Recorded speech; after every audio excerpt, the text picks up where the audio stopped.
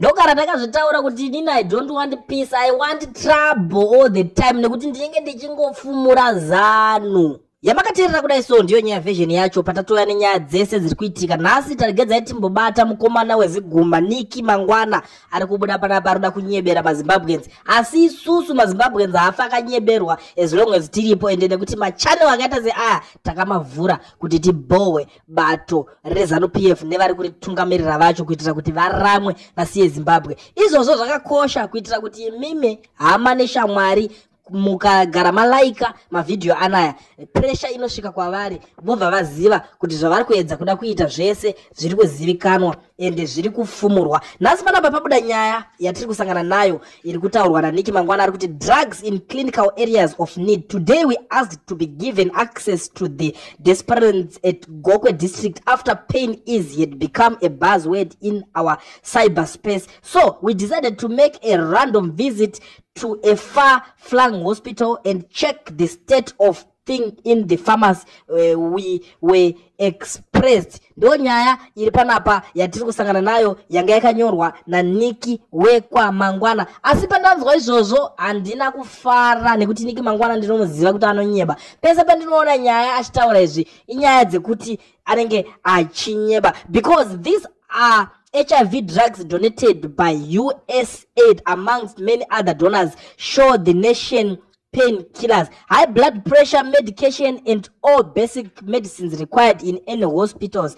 These are donated drugs, but Nicky Mangwana is choosing to lie to the nation that deliver vanzitanzwa kuti isusu in our cyberspace kuri kunetsa nyaya yepain izi. Saka tavatategedza tiende mukatarisa nzvimbo dzavanoenda vachinonyeba dzacho kunana Gokwe vanotosiya vanhu ikoko vabhilivhiswa kuti ZANU-PF inodeliver, kuti ZANU-PF yadeliver. Manje isusu hatibvume kuona vanhu vachinyeberwa zvakadaro nekuti vakomana vacho vakatopindira mabasa avasiri qualified, saka vachipinda kunonyebera nyika. Zvakangofanana nemukomana uya anoitwa Jennifer Muswere ari kungotyora muzura munhu wechirume. Zvinotonyadzisa, tinotoshaya kuti asane kahongochani kari maari kana nekuti pese paanosangana napresident Mnangagwa achivamhoresa anotyora muzura. Takutosvika pakupanika kutadza kunzwisisa kuti chii chaari kumbozviitira ipapo. Saka zvinhu zvese izvozvo tinenge takaunganidza tichiona tichinyatsonzwisisa kuti ifavor ipi, nekuti iko zvinezvi zvakafumurwa kuti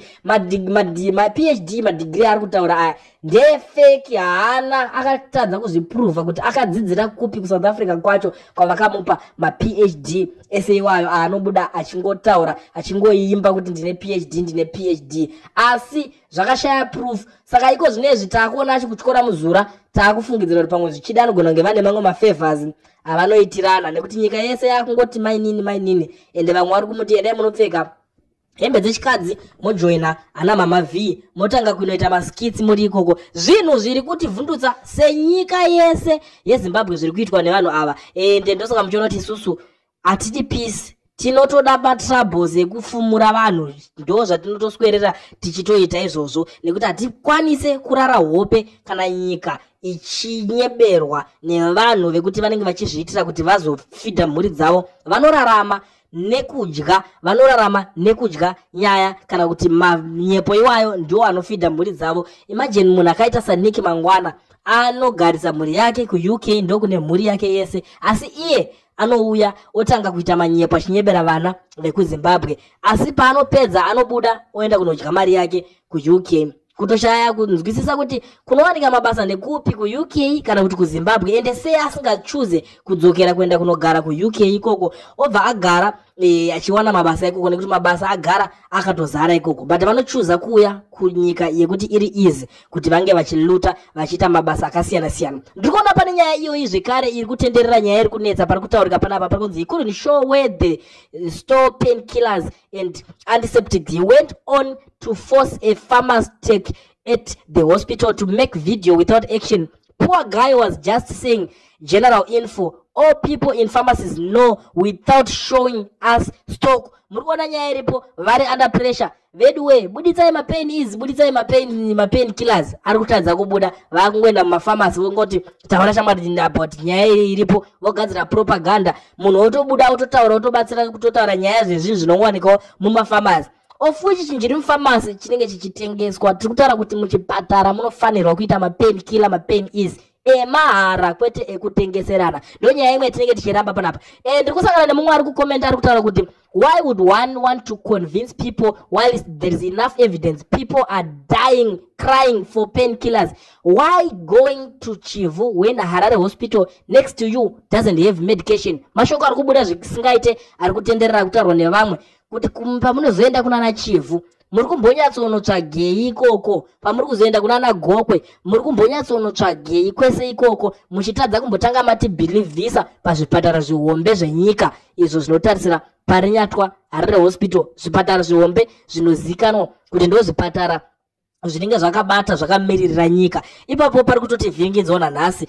Ndiri kuona mumwe ari kuti ukangoona zvakunzi honai tagadzira road honai pamatablets mufamasi, honai toilet yatavaka kuwadzana, then chibva waziva kuti hapana kwatiri kuenda. Ichocho ichokwadi. Hurumende iri serious. I need kuadvertisa zvinhu zviri basic ichiratidza vanhu nekuti hazvina musoro zvinhu zvakaita seizvozvo. Tagadzira road chitionai, tagadzira chakati, taisa mapain killers acho, asi tikutaura kuti ka zuro ndi zuro munhu akafa pasale Mugabe achichema kuti pain is zvinhu zviri simple rakashayikwa. Zvikanzirigedza tichataura navo. And the funny thing, akafa achivhenekwa nematochi magetsi kwakanga kusina.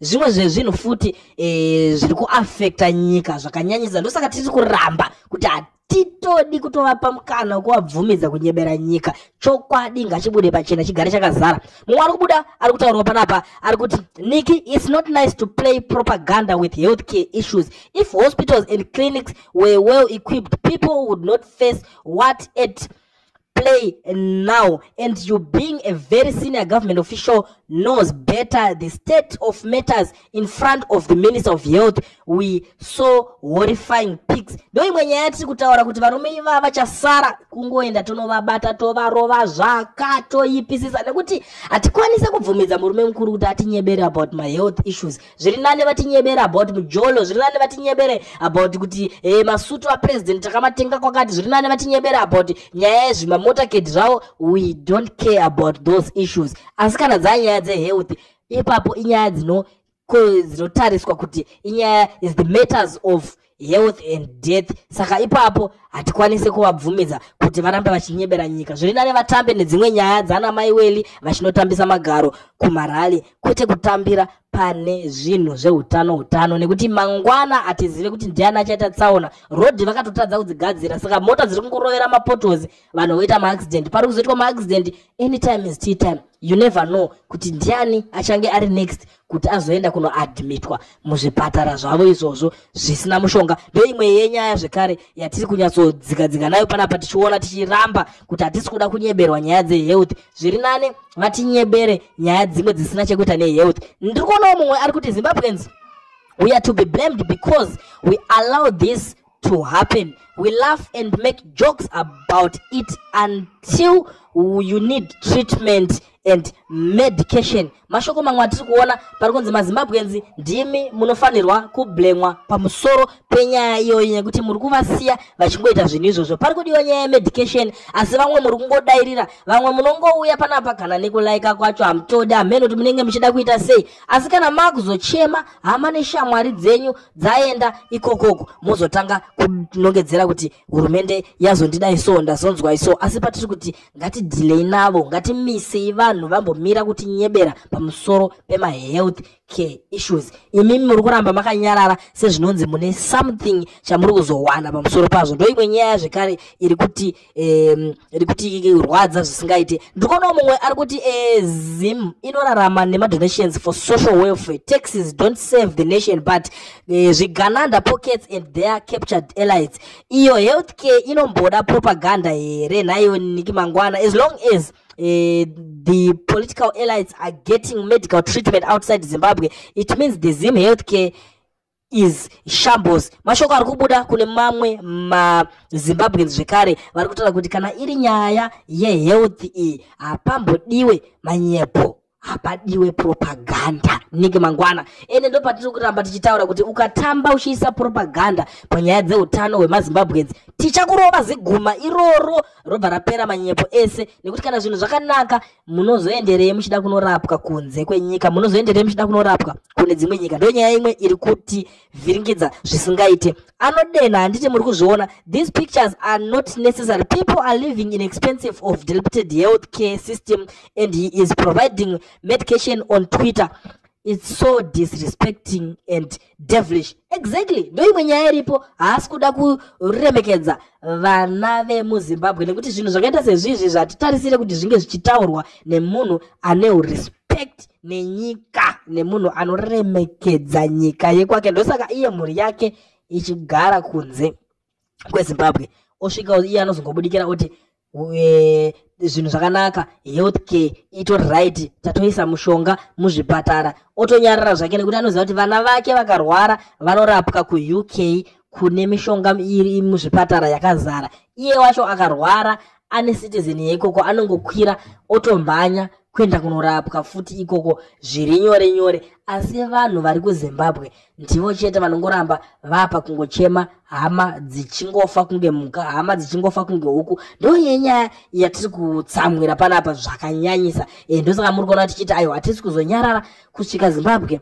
yanaka, it's homeland or death. Zvitori nane kuti tingokontinya pakasiwa nevabereki vedu maovetereni vakashingirira vakaenda vakanotora nyika vakaisiya iri pari nane. Nyika ndobva yazohijackwawo vachifunga kuti vanga vairwira. Saka zviri nane kuti timbokontinya tizogumira patichagumirawo ipapo kusvika zvinhu zvanaka. Ndo nyaya dziri panapa mhuri yeZimbabwe dzangoti mwana azotaka kubatira panyaya yevision. Munozviziva kuti the number one nyaya channel in the country right now, hakuna mamwe achatimisa panyaya dzenyaya ende hakuna achatikunda panyaya dzekufumura war necorruption iko zvine zvese zviri kuitika. Saka ndangoti ndiuye panapa ndigare ndakuzivisai kuti kana kari kekutanga kusvika panapa, dedzai hama neshamwari dzosubscribe dzouya toramba tichibudisa dzimwe nyaya dzese dzinenge dzichiitika. Mune ranhasi zuva ndinoti rarai zvakanaka, asi musabve pano musina kulaika nekukomenda kutiudzawo kuti nyaya iyi munoionawo sei yemunhu ari kutamba